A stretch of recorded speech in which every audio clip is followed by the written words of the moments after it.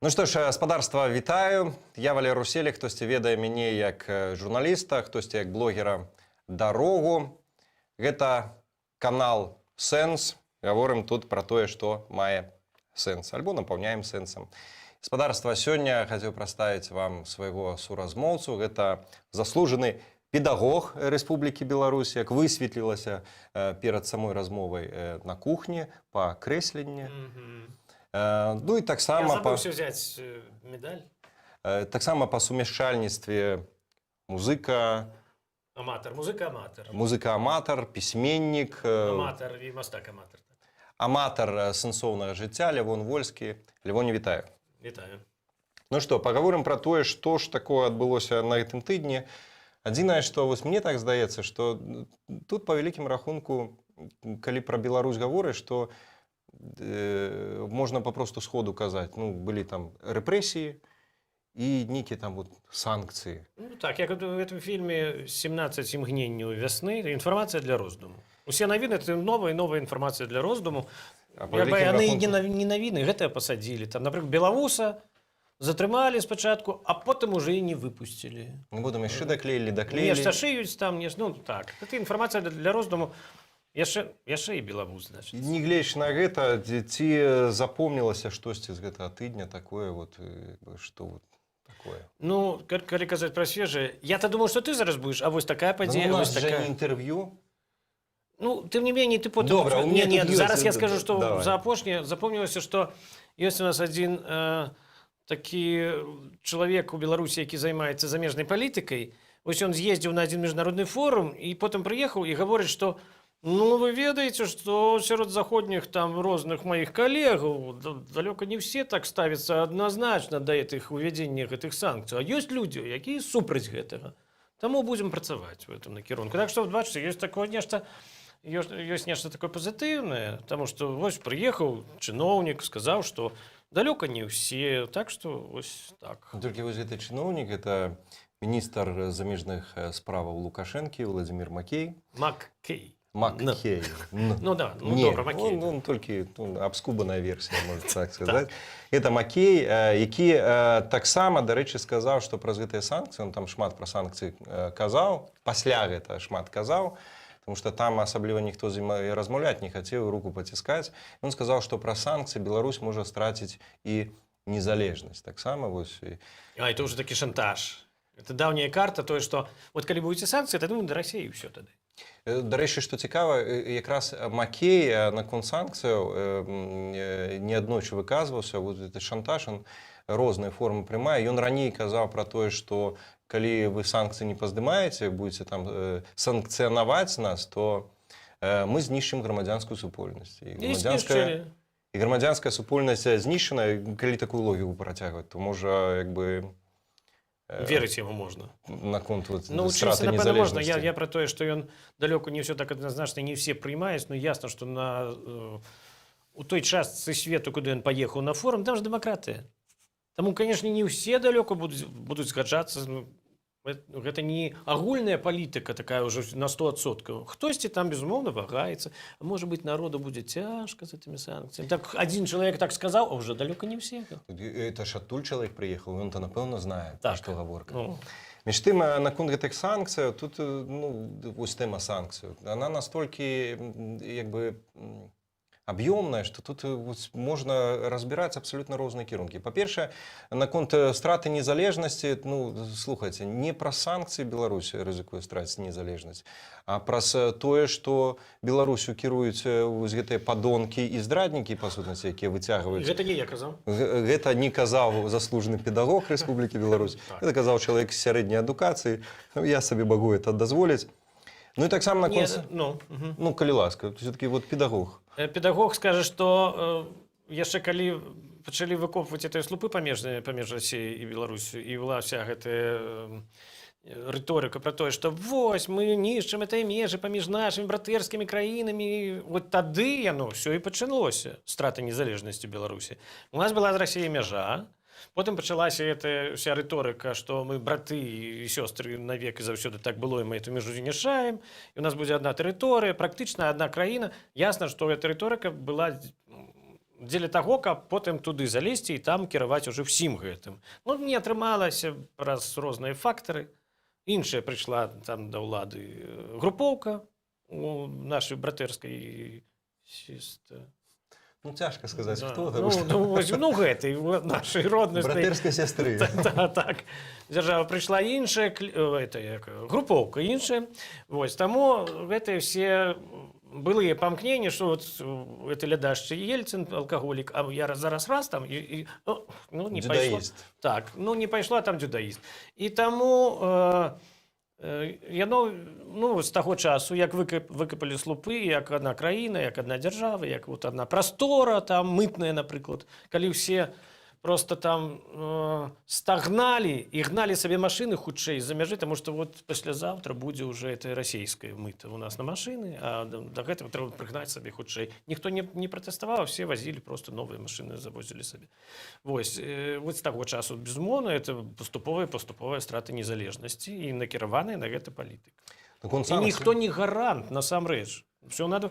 Это гарант таго, што ў нас будзе гэтая рызыка страты незалежнасці. Дакладна. Яшчэ некалькі гадоў таму я хочу прыгадаць, што калі не было вось гэтых санкцыяў, гэты псеўдагарант якраз там збіраў сваю вось эту кодлу, і ён там гаварыў, што можа быць нам давядзецца ўвайсці ў склад іншай дзяржавы. Я нагадаю, што это якраз он тады казаў, калі не было ніякіх санкцыяў. То бок рызыка страты незалежнасці, она была і раней, і она не залежыць ад санкцыяў. Наконт санкцыяў яшчэ цікава, што лукашысты яны ніяк не могуць вызначыцца, добра гэта ці дрэнна.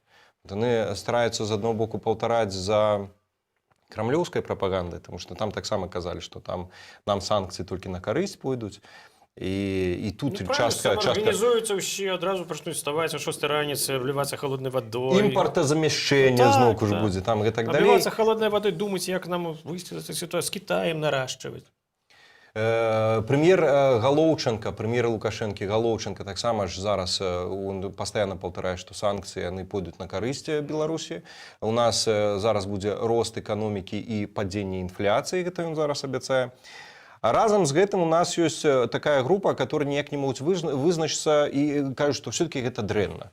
Напрыклад, на гэтым тыдні з'явіўся такі хадзячы анекдот і ідэйны фашыст, это вось Алексей Дерман, ёсць такі, яго называюць, калі так далікатна у медыях, праўладны палітолог. Вось, хаця насамрэч гэта папросту ідэйны фашыст, які і вялікі майстар па пераабуванні, ён калісьці быў ідэйны крывіч, потым ідэйны там балт яшчэ хтосьці, потым еўразійскі ліцвін і так далей. Ну, он вельмі ідэйны, толькі цяжка зразумець, якая ў яго ідэя. Дык вось, у яго зараз ёсць ідэя... Ні копейкі з заходнім этим... Так.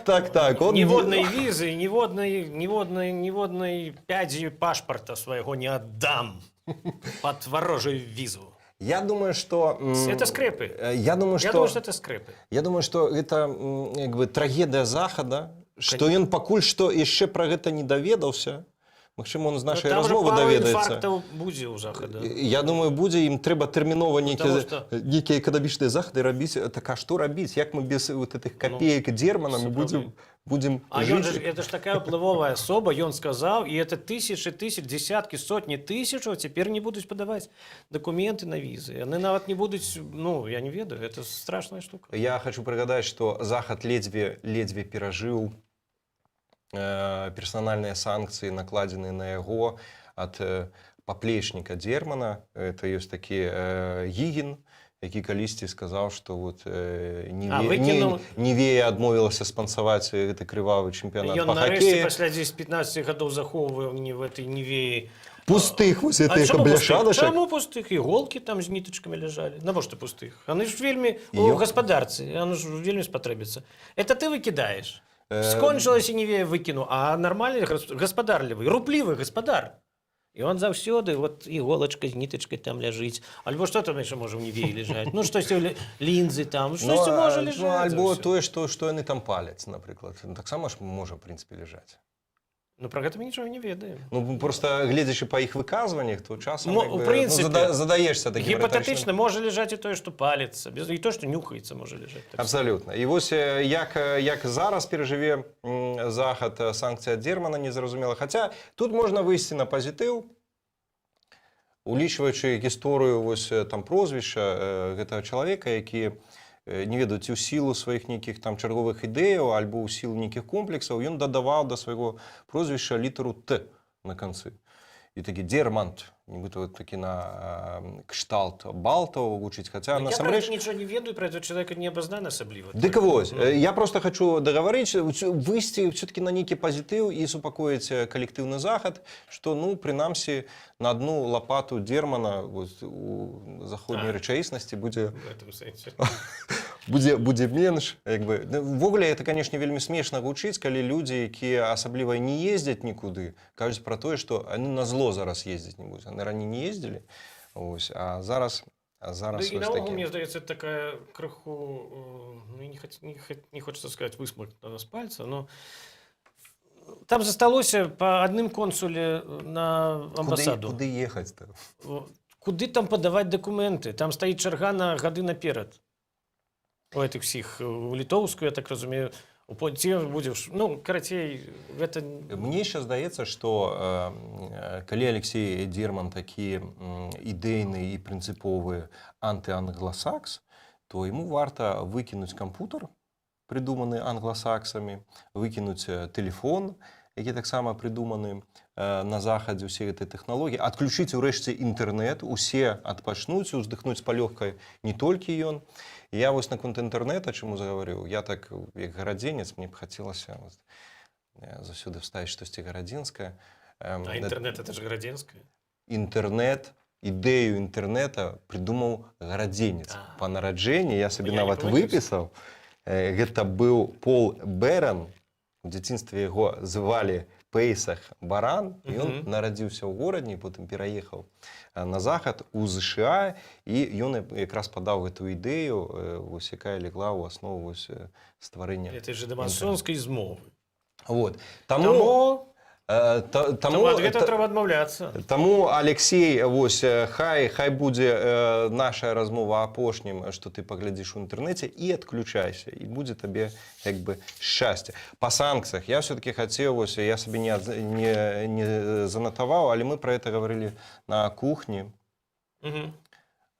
Все самыя сур'ёзныя размовы ў беларусаў адбываюцца на кухні, перад тым, як выступіць публічна. Нягледзячы на памер этой кухні, можа быць абсалютна вар'явацца ад мікраскапічнай да такой больш сучаснай. Пра гэтае стаўленне. Як ты ўвогуле ставішся да таго, што вось зараз, зноўку ж з апошніх навінаў, што як бы вось 5-ы пакет санкцыяў прыняты і анансавалі, што будзе 6-ы, і так далей. Я напярэдадні такі жарт напісаў пра тое, што у кожнага дыктатара, якому за 40, павінен быць свой пакет з пакетамі санкцыяў. Калі так жартаўліва, а калі так больш сур'ёзна, тваё стаўленне да гэтых санкцыяў, увогуле да гэтага санкцыйнага працэсу, тому што такая у Беларусі ёсць дыскусія на гэты конт. Трэба, не трэба, калі трэба як, калі не трэба чаму. Ну, мне цяжка сфармуляваць сваё стаўленне, трэба, не трэба. Мы маем тое, што маем. Мне падаецца, што гэта як бы адэкватнае стаўленне гэтых краінаў да таго, што адбываецца. Прычым, мне падаецца, што людзі, якія трымаюць у руках уладу, яны зрабілі цэлы шэраг памылак, ад якіх раней іх штосьці захоўвала. У ранейшыя гады, там, у 2001, у 2006, у 2010, які прайшоў плаўна ў 2011. Штосьці, нягледзячы на жорсткасць там разгонаў, ўсё роўна, все это былі нейкія унутрыкраінныя там разборкі, і на это Еўразвяз, напрыклад, не нарываліся на так, і на гэта Еўразвяз глядзеў так. Ой, ну, раз гэта так доўга. Спачатку глядзелі, што, ну, раз народ все ж таки не даціснуў, так не даціснуў, потым глядзелі, раз это так доўга працягваецца, значыцца, ну, што тут зробіш? Падабаецца. Так, ну, а тут все выйшла за межы, па-першае.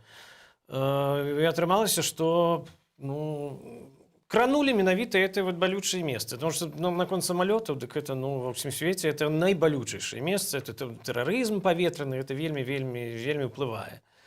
І гэта адно. Потым пачалася эта кампанія з мяжой. Ну, мне здаецца, это все пачынаючы ад ковіда, все одна вялікая памылка, якая абрастае, як і той самы ковід, этымі рогамі гэтымі, і все ідзе, і это вядзе ў нікуды. Калі раней это штосьці яшчэ там былі нейкія лавіяванні, то туды, то сюды, дык цяпер вось гэта аднавектарная палітыка, Расія наш сябра, а гэта ўсё астатнія ворагі.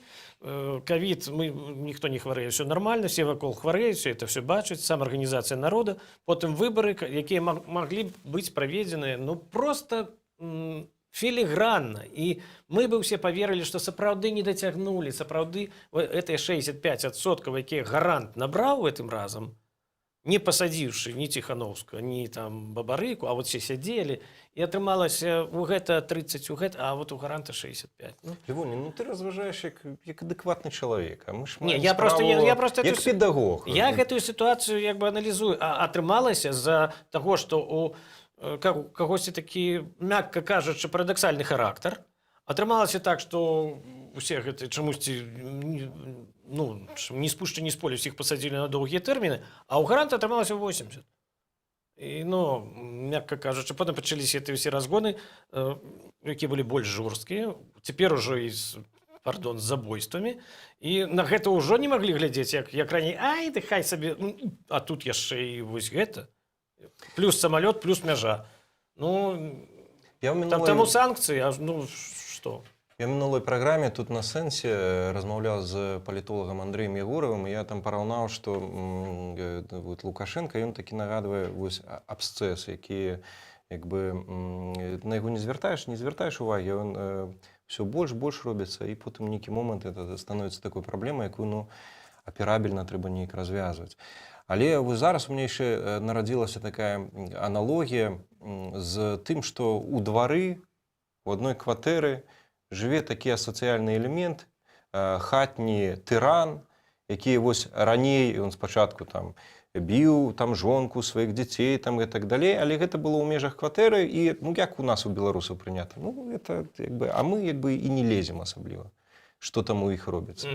А зараз як бы вось сітуацыя, калі ўжо пачаліся праблемы з дыктатурай беларускага разліва і за мяжою, то атрымліваецца, што гэты буян пачаў ужо гадзіць і пад дзверы суседзям, і там пайшоў, зламаў пясочніцу, там, ну, атрымліваецца... Таму што там дзеці суседзяў гулялі ў этой пясочніцы, ну, ясна. На пачатку яму проста гэтаму буяну, які там штодзённа даносіліся дзікія крыкі з-за дзвярэй кватэры спачатку, безумоўна, там месяц, там можа быць некалькі месяцаў, як у нас прынята, людзі, ну, максимум маглі пайсці в ЖЭС і выказаць заклапочанасць. Ці па батарэі там крыху пастукаць. Так само, заклапочанасць. Лёгкая заклапочанасць. Резолюцыя батарэі да резолюцыі. З ЖЭСу прыйшлі і сказалі, ну, калі у вас клеіце разборкі, так цішэй, калі ласка, это рабіце. Ну, ладно.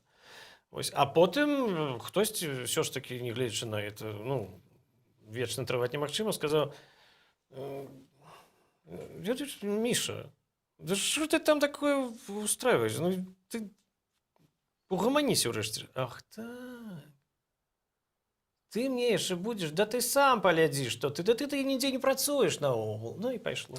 Міша стала сумна са сваёй вось это, і это пройдзены этап, і он як бы пайшоў. А потым раз, і у суседа дзверы што-то падпаліліся, правильно ты сказаў, пясочніцы нейкай там. І вось тут якраз пра гэтыя санкцыі, як бы, чаму гэта аналогія мне падабаецца, таму што вельмі лёгка вот санкцыі накласці на гэту аналогію.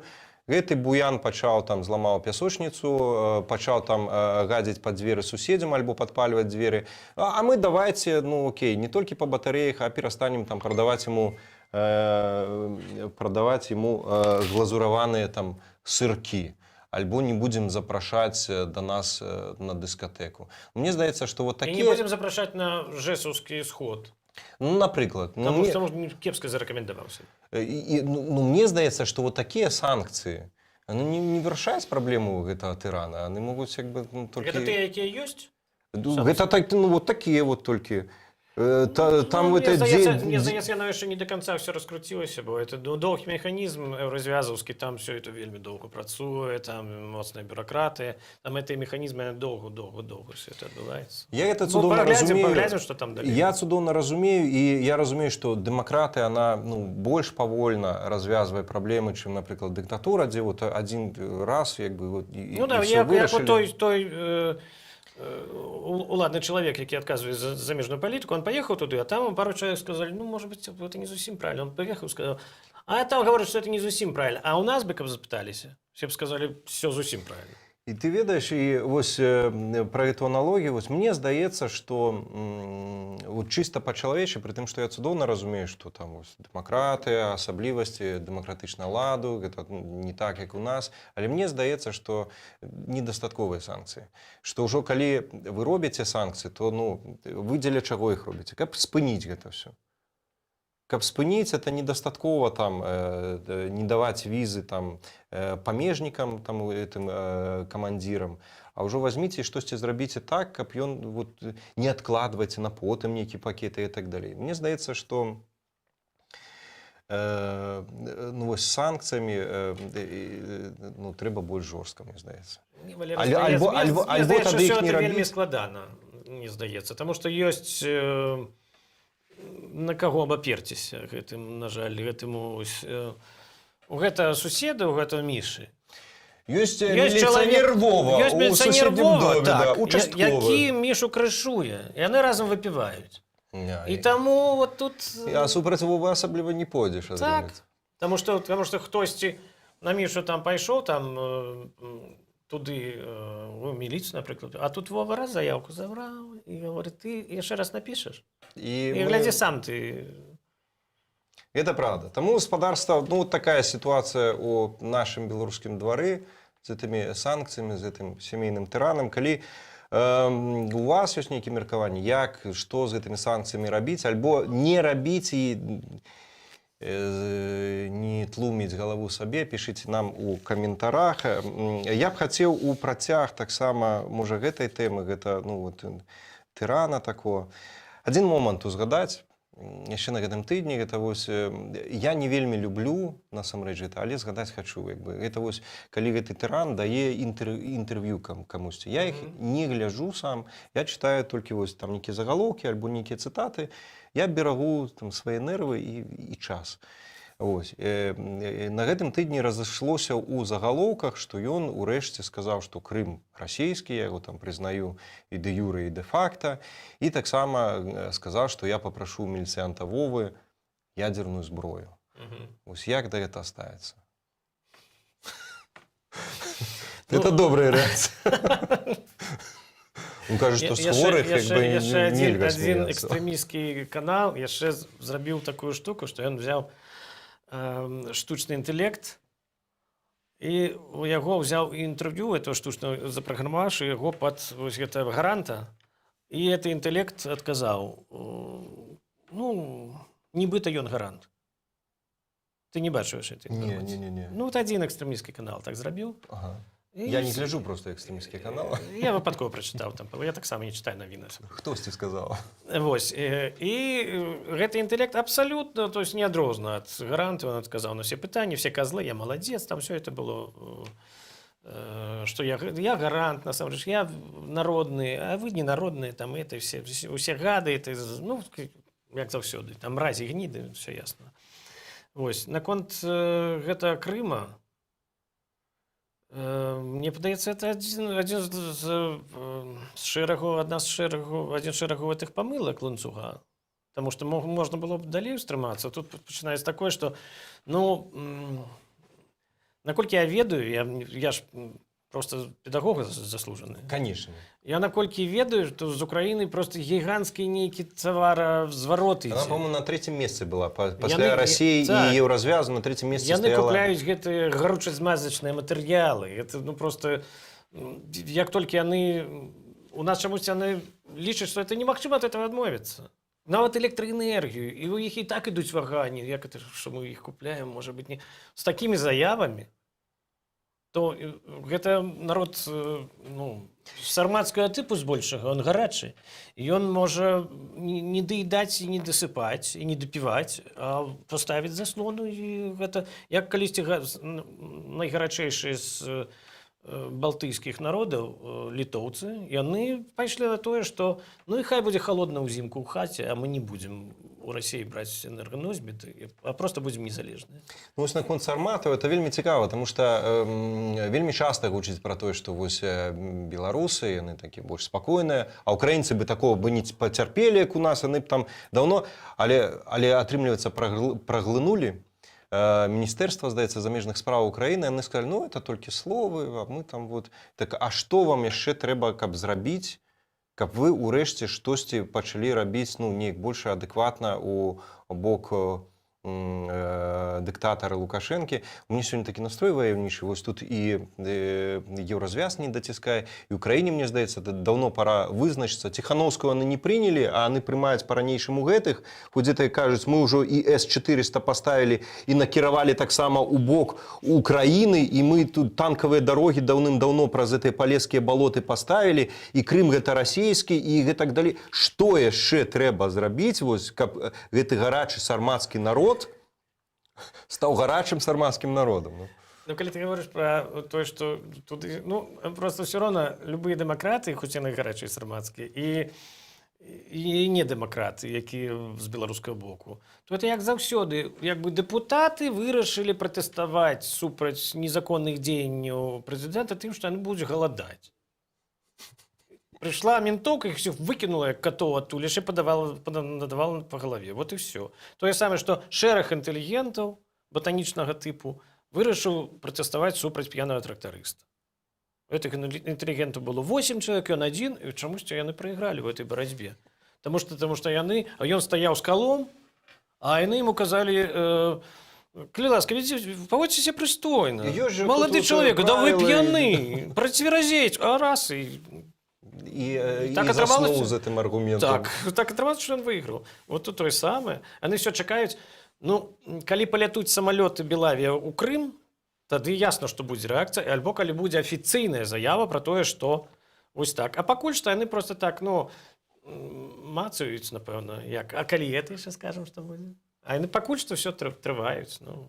Мне здаецца, вось як бы... Я сёння баяўнічы буду. Я зато дыпламатычна абсалютна, вы заўважылі. Клас. У нас, дарэчы, супер тандем, пра гэта мы таксама на кухні перад гэтым я не заклікаў, нават прозвішча не. Звярніце ўвагу да нашай кашулькі. А, так. Гэта, бачыце... І выпіць, а гэта і закусіць. Таму у нас нармальна. Ёсць трошкі ваяўнічая вайна і мір. Ну, мусіць жа быць Бівіс і Батхед, не мусіць быць раўнавага. Абсолютно. Дык вось. Так что ты давай уже по полной. Добра, так я и скажу, потому что я буду. Ну, я покуль сидел на коронавирусе, на изоляции, меня перекипело. Накипело. Дык вось. Мне здаецца, як бы усе чамусьці забываюць одну да банальна простую ісціну про тое, што дыктатура межаў не мае. І не мае паводле розных тлумачэнняў. Па-першае, вот ёй цесна ў нацыянальных межах, вось палезлі, давайте мы там самалёты будзем спыняць, давайте мы там вот праз мяжу вось этой гібриднай атакі мігрантаў і так далей. Ну і таксама дурны прыклад, ён прывабны. І гэта таксама вялікая рызыка. І мне здаецца, з-за гэта таксама як бы не варта займацца папусціцельствам. Таму што мы згадалі Крым. Крым ад чаго з'явіўся? Таму што перад гэтым все заплюшчылі вочы на тое, што было ў Грузіі. І ўвесь час заплюшчвалі вочы. А ў Грузіі было, а заплюшчылі вочы, калі там пазнішалі тых чеченцаў. І гэтак далей. Ну давайте заплюшчваць вочы, давайте заплюшчваць вочы, толькі каб не было потым позна, каб ужо не спалілі вашую потым там вашыя дзверы там у вашым пад'ездзе. Это не наш пад'езд і так далей. Мне здаецца, што вось пра гэта варта не забываць. Ну ёсць такое. Тое, што можна было на жаль, гісторыя паўтараецца, прычым тое, што можна было калісьці ў зародку просто перарваць. Атрымліваецца, што ну это не нашыя метады, і яно ідзе далей, а потым яно пачынае всяму свету пагражаць. Мы яшчэ ў 90-х казалі, што вельмі небяспечная сітуацыя. Ну, як бы ніхто не зважаў на гэта. Ну, што, за мяжой казалі, это ваши ўнутраныя справы. Ну, а цяпер яны, гэтыя ўнутраныя справы, як бы, зрабіліся не такімі ўжо і ўнутранымі. Так і ёсць. Добра, такая у нас ваяўніча мірная філасофія з экскурсамі ў гісторыі. Між тым, калі яшчэ браць гэты тыдзень, як і ўсе папярэднія тыдні, тыскнеш пальцам і трапіш у рэпрэсіі ў Беларусі. Вось на гэтым тыдні адзін з такіх гучных выракаў прагучаў гэта для жыхаркі Ждановічаў, мамы 5 дзетак. Гэта Вольга Залатар, ёй далі 4 гады. Чаму не 5? 5 же дзяцей. Там 5, вось гэтая Прасіла. пракурорка прасіла 5, Ага. а тут самы гуманны. Дзіўна, што суддзя, от 5 дзяцей, дык 5 гадоў. Ну, я так думаю. Бачиш, з матэматыкай у іх цяжка. Ну. Лепш бы, каб у іх з матэматыкай зусім было цяжка, што прасілі 5, далі 0, апраўдалі, і тым яшчэ сказалі, больш так не рабіце. Дык вось, Дарэчы, досыць рэдкі выпадак, калі ён скасціў суддзя, бо апошнія... звычайна тое ж самае, як бы, Тое ж і самае даюць. бывае болей нават. Такого ніколі раней не было. Гэта дзікая абсалютна сітуацыя, таму што, як мы ведаем, затрымалі яе за... І вось гэтай 4 гады калоніі далі за тое, што абвінавацілі, што яна арганізоўвала дваравыя канцэрты, у якіх ты таксама, як педагог, дзе-то міма прахадзіў. Вось, это я показываю, можа, мы это выражем, не знаю. Вот таксама распевалі там супольна гарбату, былі нейкія шпацыры, то бок, ну, за што? А гэта сказалі, што... Она вот менавіта займалася арганізацыяй дваровых мерапрыемстваў. Ёй гэта вменілі, што ты гэтым займалася, і гэта з'яўляецца фармаванне там экстрэмісцкае, што ты арганізавала, што ты навучала да дзеянняў, якія груба парушаюць грамадскі парадак. Вось такое вось. І гэта, канешне, абсалютна жахліва. Ну, то бок нічога не зрабіла яна кепска, ясна. Она нічога абсалютна Ну, не зрабіла дрэнна, і яе пасадзілі. Адзінае, што, канешне, і такіх жа вельмі шмат у нас выпадкаў, і нават больш такіх абсурдных. Тут, канешне, не пакідае абыякавым, што столькі дзяцей, і як бы вот і як, а хто гадаваць гэтых дзяцей будзе? Кім іх выхоўваць будзе? Што это вось гэта зноку менты, которые ходзяць у школы і вучаць дзяцей, як біць там дручкамі адзін аднога. І лаецца матам. І лаецца матам. Это што? Каго вось гэтая дзяржава, якіх грамадзянаў збіраецца выхоўваць, калі забірае бацькоў, разбурае абсалютна тэмы. І вось мяне абсалютна за гэта вельмі моцна закранае гэта сітуацыя. Калі так паглядзець на гэта цвяроза, без вось гэтага градзенскага гэтага... Нам цяжка. Так. То гэта рытарычныя пытанні. Ну, яны не думаюць ні пра што ім сказалі. Гэта як бы шрубкі сістэмы. В суддзі разнарадка прыйшла. Столькі і столькі. Яна сама это ўсё не рабіла. Пракурор выконвае сваю ролю таксама. Пытанне такое, што далей яны збіраюцца рабіць у наступным жыцці. Это ж рано ці позна. Для мяне это загадка. Вот як людзі з гэтым займаюцца, ну все ж не вечныя. Ну там, ну ладно, будзем там для іх аптымістычнымі. Аптымістычны для іх, найаптымістычнейшы для іх прагноз. Яшчэ 10 гадоў. Далей што? Што людзі забудуць это ўсё? Што маці 5 дзяцей пасадзілі на 4 гады. Што забудзецца ні за што. Альбо там наогул я ўжо... Калі забівалі. Я буду так. Яны родныя забудуцца, так? Ці родныя, блізкія, іншыя. Там на Ашурка, на ўсіх гэтых людзей. Яны забудуцца. Потым будуць сустракацца, як пасля Сталіна. Прывет, ну што ж ты такая скаціна? Ну ладно. Такога не... Як яны збіраюцца далей функцыянаваць? Ці ўсе яны збіраюцца ў Расію ехаць? Дружна, так во. Па-першае, не ўсе паедуць. Мы згадвалі, калі Крым, і вось ім параздавалі мясцовым ватнікам, калі параздавалі там і на Донбасе таксама параздавалі расійскія пашпарты, там жа ўсе думалі, у нас будуць там заробкі, пенсіі там маскоўскія і так далей. Пра то, што цэны у вас такія будуць, пра гэта ніхто не сказаў, і парадкі у вас такія будуць, ніхто не сказаў. Ім жа ўсім павыдавалі пашпарты з магаданскай прапіскай. Яны у вялікіх заможных гарадах нікому не патрэбныя. Куды яны все паедуць? І яны ж усе гэтыя лукашысты не выйдуць у Магадан. Хаця хацелася б. І вось сапраўды яны як бы не задумваюцца пра то, а як ім жыць далей? Далёка не все змогуць з'ехаць. Для мяне загадка. Я разумею, што гэта не там нават не трэць насельніцтва, там і нават не 5%, но ўсё роўно это ж тысячы. Ну як ты думаеш, ну што будзе? Просто ты ці это будзе варыянт этой гітлераўскі, я выконваю загады. Ну і што? Ну, ты выконваў, ну ладно, калі ты яшчэ там які-небудзь, я не ведаю, ваяка, там, ты палкоўнік, там табе сказалі, страляю, я страляў, я выконваў, ну ладно, там, ну што, у тебя там адна звіліна пад фуражкай, ну што зробіш? Свет ад фуражкі. Так.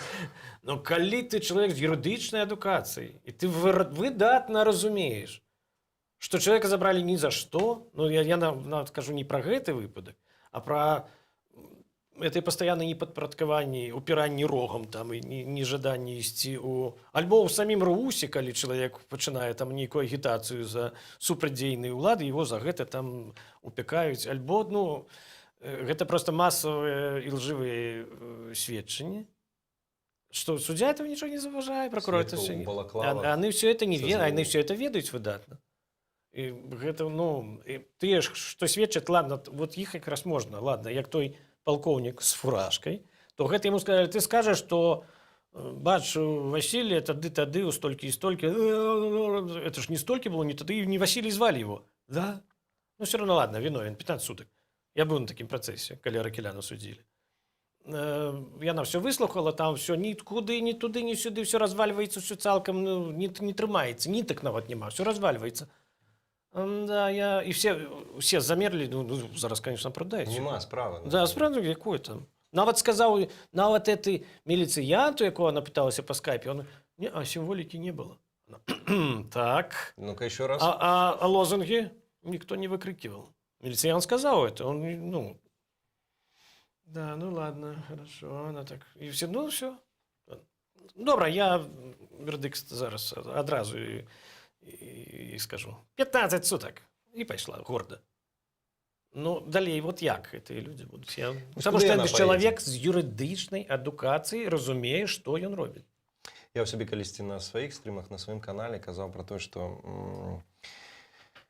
яны яшчэ будуць маліцца за тое, каб з імі не было інагда недазаконаў. Вот тое, што яны задалі якую планку правовога бязмежжа, каб ім гэта не аукнулася, яны будуць яшчэ прасіцца, каб іх судзілі паводле закону.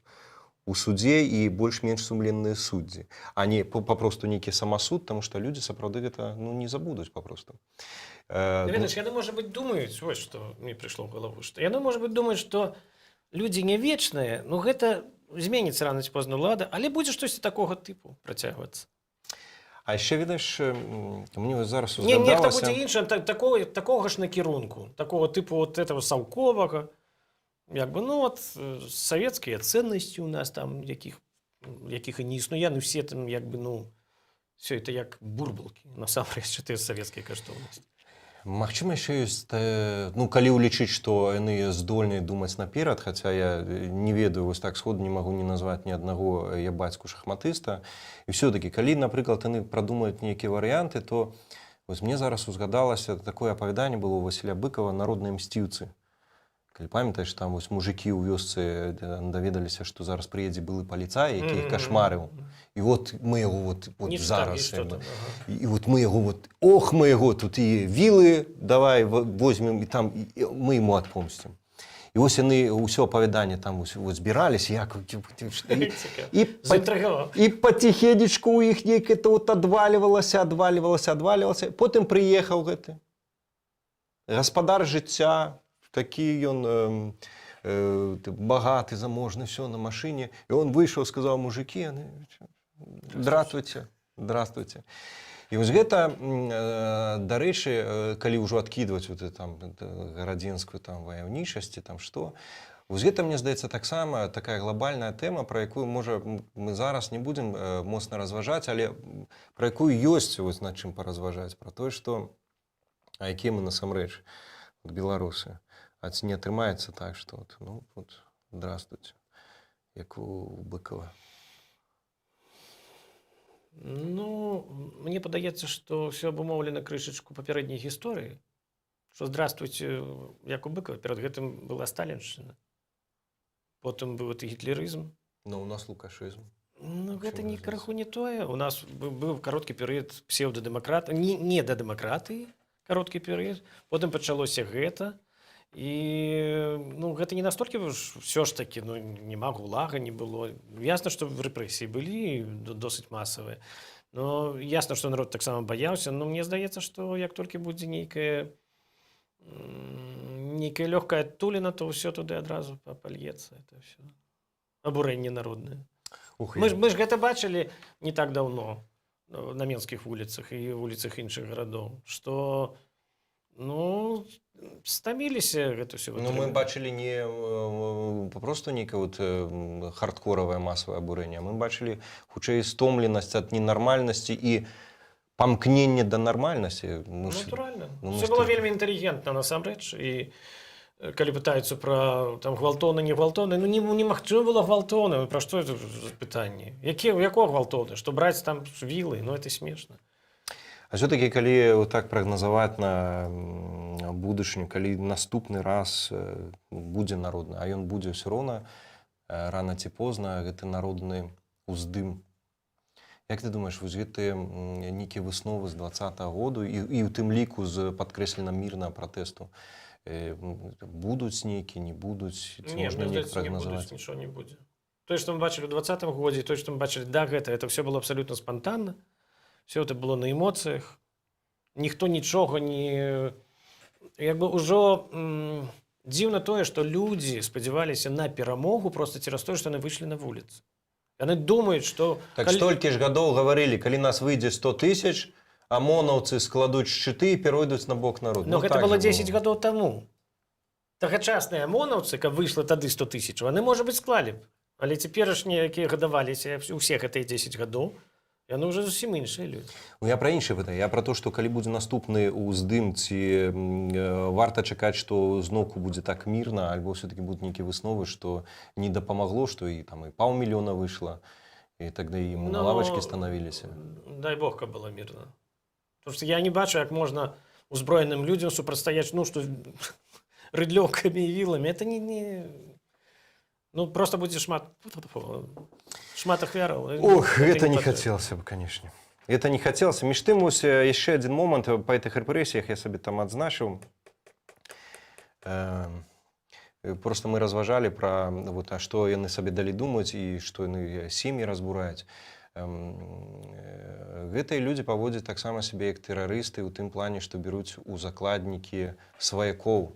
Пачалося тое, чаго як бы дагэтуль, ну, асабліва не было, прынамсі масава. Намёкі былі. Намёкі, канешне, былі, але вось, ну, гэты звер расце. І маці палітзняволенага анархіста Романа Халілова, яна стала падазраванай па крымінальнай справе, яе забралі спачатку там на 10 сотняў за непадпарадкаванне там міліцыі.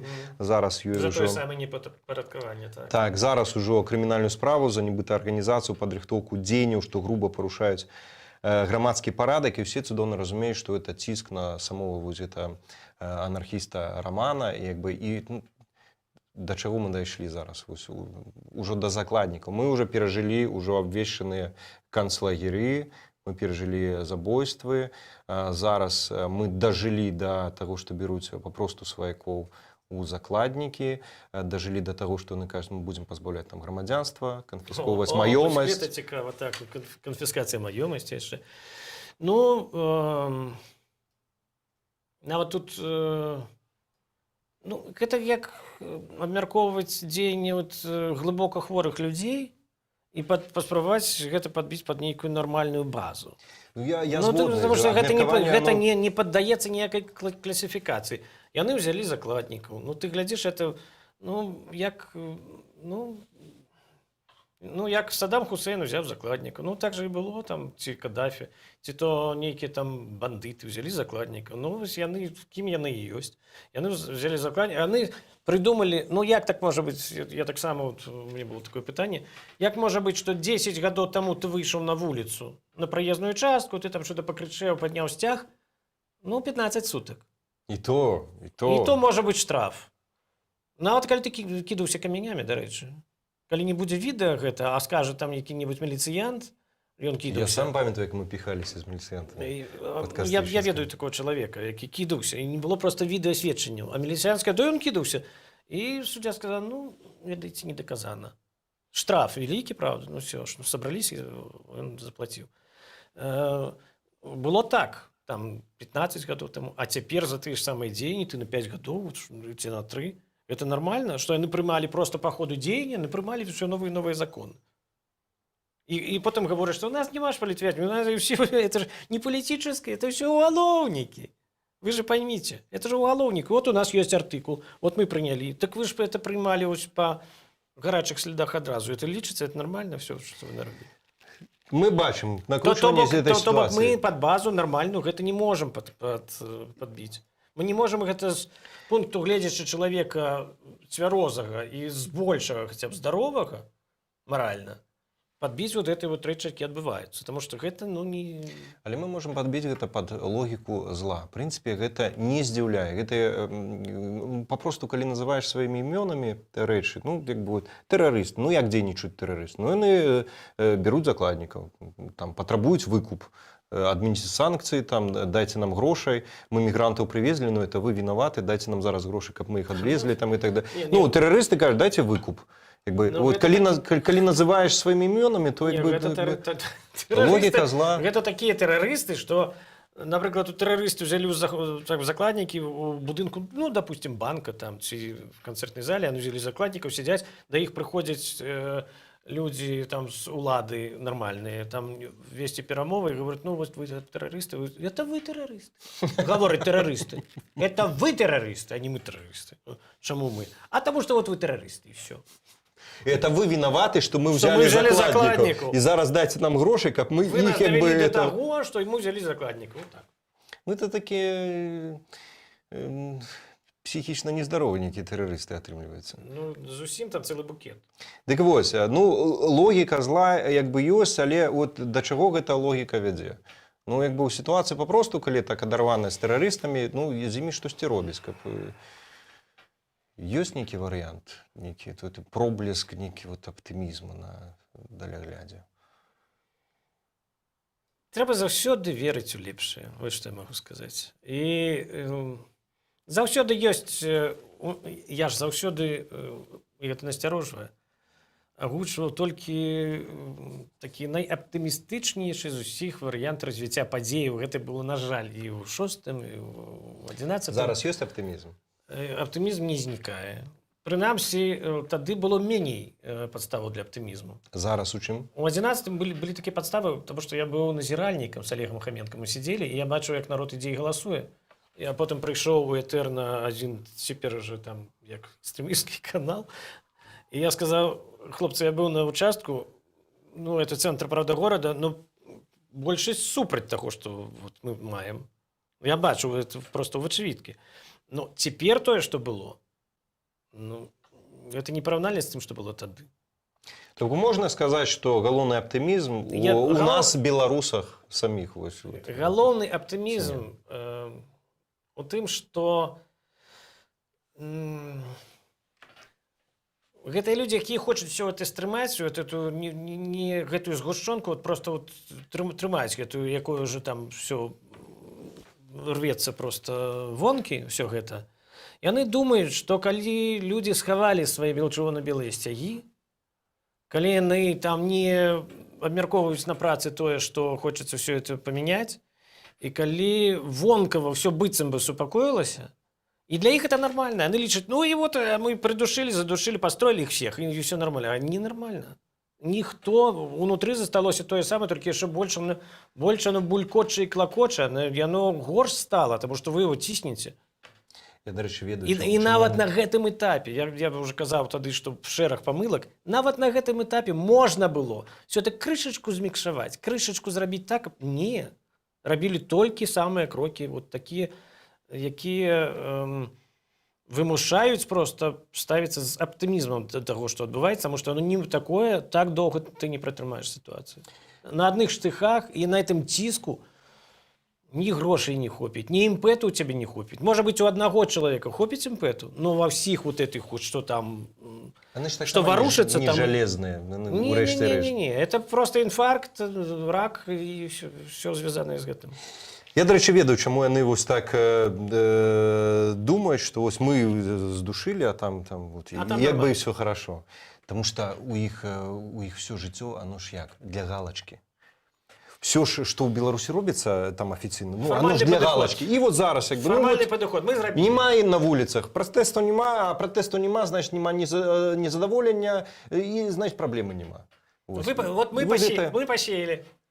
Так оно что у вас погнило? Мы посеяли, вот, поглядите. Да. А урожай, мы все собрали. Так вы же там собрали некую лухту, и там погнило полову. Ну, мы собрали, все нормально, давай. То Ой. же самое, мы придушили, все, нема, протестов нема, ничего нема, все скончилось. Ну, поглядим. І ось у мяне аптымізм якби чыста матэматычны. Якби все рано ці позна сканчаецца, і гэта рано ці позна скончыцца, і з кожным днём канец бліжэйшы. Ну, это ясно. Ну, есть же варианты так само до конца. Передача там... ну ладно, это уже іншая річ. У меня Давай аптымізм якби не разбавляй. у меня оптимизм чисто эмоційний, что народ готовы до зменаў. Доўга ты без гэтых зменаў, альбо бутафорскімі зменамі у нас рэферэндум канстытуцыі нейкай. Як быццам у нас існуе канстытуцыя, якая выконваецца нейкімі там тым, хто можа і не выконваць. Это як гаворыць, як вот я быў назіральнікам і хадзіў такі мэн, старшыня камісіі, такі циничный человек в возрасте, когда, как вы знаете, у нас закон для всех один. И все так, да, от БРСМ, что сидели там, ну да, для всех. Да, абсолютно. Добра, яшчэ такі момант, калі мы так на такой пазітыўнай, все-таки выплылі неяк на пазітыў. Мне хацелася б яшчэ одну тэму закрануць. Она сама па сабе не пазітыўная, але жарт нарадзіўся. Зараз на гэтым тыдні чарговыя прызнанні экстрэмісцкімі там фармаваннямі, гэта соцсеткі Радыё Свабоды, то бок свабода ў Беларусі гэта ўжо экстрэмізм, прызнана. Таксама тэлеграм-канал Артёма Шрайбана, палітолага, прызналі экстрэмісцкім. І вось такі жарт нарадзіўся зараз, што Сергей Чалы прызнаў свой канал экстрэмісцкім, ну, тому што колькі можна чакаць? Всіх папрызнавалі ўжо? Отстаў. Я б на яго месцы звярнуўся да кампетэнтных органаў, каб прызналі. Да, і даў бы доказы. А вось і это, а вот я заклікаў, а вось я это. А то мяне мае паважаць просто ўжо. Так, а то ходзіш як просто пляваны. І плюс- Шрайбман ходзіць весь тут в рэгаліях. Герой. А я просто, ну Чалы, ідзі ты. Ну і плюс непрызнанне статусу экстремиста, можно сказать, будет подозрение. А что это тебя не признают? Уже тое, што мы абмяркоўваем гэта з гэтымі вот такімі словамі, гэта вот зразумеў, у якой ступені абсурду знаходзіцца ўсё гэтае грамадства. Абсолютно. Как экстрэмісты нейкія, як быццам людзі, якія складаюць гэтыя спісы, яны не разумеюць, што такое сапраўдны экстрэмізм і хто такія экстрэмісты. А я думаю, что не разумеюць. Не разумеюць? Я думаю, что я вельмі невысокага меркавання і думкі вось пра гэтых людзей, якія... Ну, потому что калі яны А і Б не складваюць пра то, як ім жыць далей... Так, ладно. Ёсць у меня такая навіна тады. Я ўзгадаў. Нарэшце. Навіна... У Менскую філармонію. Так. А мне есть про гэта. У Менскую філармонію прыйшла такая ад адной асобы, якая займаецца шмат дзесяцігоддзяў, дарэчы, займаецца куратарствам культуры. Данос прыйшоў. Так. Назовем У філармонію прыйшла такая разабрацца, калі ласка. З гэтым прыйшоў данос, што вось там нейкія «Жоўтыя зоркі» называецца пастаноўка, яна пра Халакост, пра памяці ахвяраў Халакосту, так. Гэта тэма балючая для шмат каго, і для нашай тэрыторыі асабліва балючая, бо ў нас это вельмі разгортвалася, і былі гэтыя лягеры. Вось. Ну і прыйшла такая не ананімка, а тут я гучу прозвішча імя, Івана Никифорова. Прыйшла такая паперка, ну, я не ведаю, он, напэўна, факсам там даслаў. ці як-небудзь яшчэ, ці смс напісаў, што просьба разабрацца з гэтымі людзьмі, таму што ў гэтых пастаноўках задзейнічаны, па-першае, людзі, якія ўдзельнічалі ў пратэстах, это музыкі, хутчэй за ўсё, ці акторы нейкія, а па-другое, там сродкі ад гэтага ідуць у тым ліку і на паганы апазіцыйны гарадзенскі хоспіс.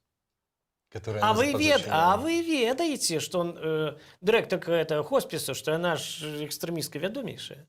Таму вы, калі ласка, разбярыцеся. І вось гэта прыйшло, канешне, што Міністэрства культуры, этой куратарцы, якая шмат гадоў займаецца этой культурай, займаецца тым, каб не прапусціць нічога. Это дрыга? Я не называл этой прозвище. Ну, такая страшная женщина, можно просто погуглить. Страшная, я прозвище не называл. Я назвал, мне можно. И не описывал ей неизвестность. Вось. Яна тады даслала ў філармонію. Там, конечно, начальство, о боже, что у нас тут отбывается, и все это забранить, то есть снять. Ну, вось узровень... А фашисты все равно мы. А фашисты все равно мы. Узровень ты правильно сказал. Гэта таксама людзі там сидяць, калі мы можем казаць про полковника, ці там про нейкага там подполковника с фуражками, а ў філармоніі людзі сидяць некаторай адукацыі все ж таки. Яны маглі б написать, что да вы что?